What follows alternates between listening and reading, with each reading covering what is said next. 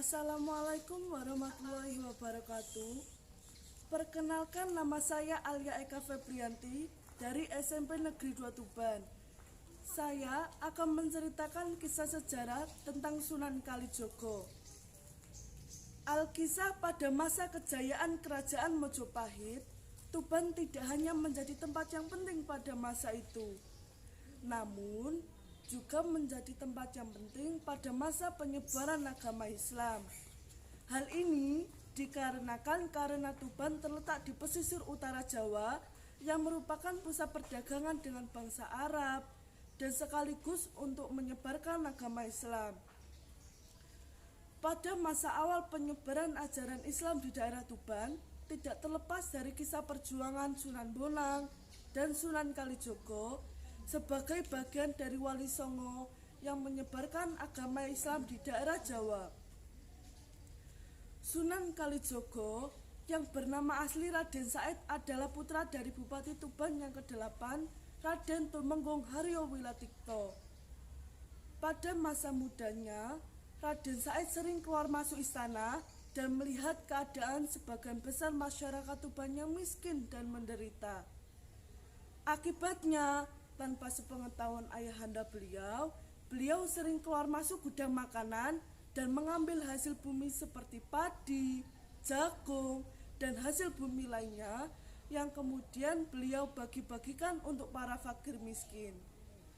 Namun, lama-kelamaan perbuatan tersebut diketahui oleh ayahanda beliau dan kemudian beliau diusir dari Kadipaten Tuban. Setelah keluar dari Kadipaten Tuban, pada suatu daerah di daerah Lokajaya, Raden Said bertemu dengan seorang pimpinan berandal preman. Raden Said berhasil mengalahkan pimpinan berandal preman tersebut, dan kemudian beliau dinobatkan sebagai seorang pimpinan berandal preman. Sebagai pimpinan berandal preman, Raden Said lebih sering mencuri hasil kekayaan para pejabat kadipaten dan orang-orang kaya di Tuban, yang kemudian hasilnya beliau bagi-bagikan kepada seorang fakir miskin. Pada suatu hari, di dalam perjalanannya, Raden Said bertemu dengan Sunan Bonang. Sunan Bonang mempunyai tongkat yang terbuat dari emas di tangannya, sehingga membuat Raden Said teringin sekali memilikinya. Tiba-tiba, Raden Said merebut tongkat emas tersebut, sehingga membuat Sunan Bonang jatuh tersungkur ke tanah. Namun, tongkat yang mulanya berwarna emas kini berubah menjadi kayu biasa. Walhasil, Raden Said bingung dan kemudian mengembalikan tongkat tersebut kepada Sunan Bonang.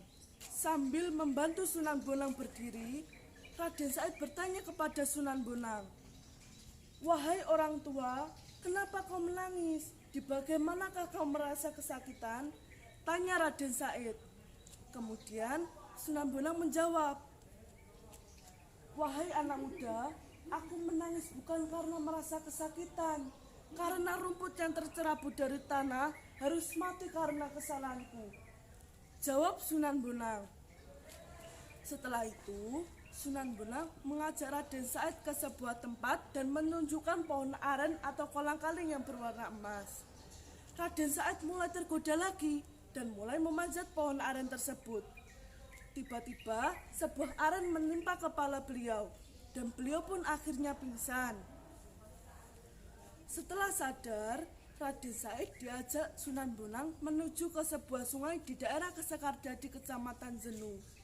Di daerah tersebut, Raden Said disuruh menjaga tongkat Sunan Bonang yang ditancapkan pada sebuah batu.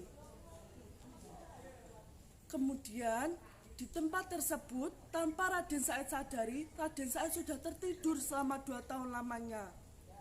Kemudian Sunan Bonang datang dan membangunkan Raden Said dengan suara azan. Setelah Raden Said terbangun, Raden Said banyak sekali melakukan lelaku yang diperintahkan oleh Sunan Bonang, hingga benar-benar mencapai sebuah makom aulia.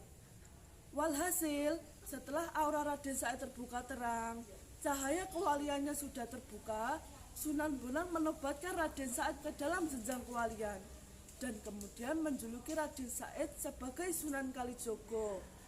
Kali dalam bahasa Indonesia berartikan sungai dan jaga dimaksudkan karena Raden Said sudah menjaga tongkat Sunan Bonang. Sekian teman-teman, cerita sejarah tentang Sunan Kalijogo. Wassalamualaikum warahmatullahi wabarakatuh.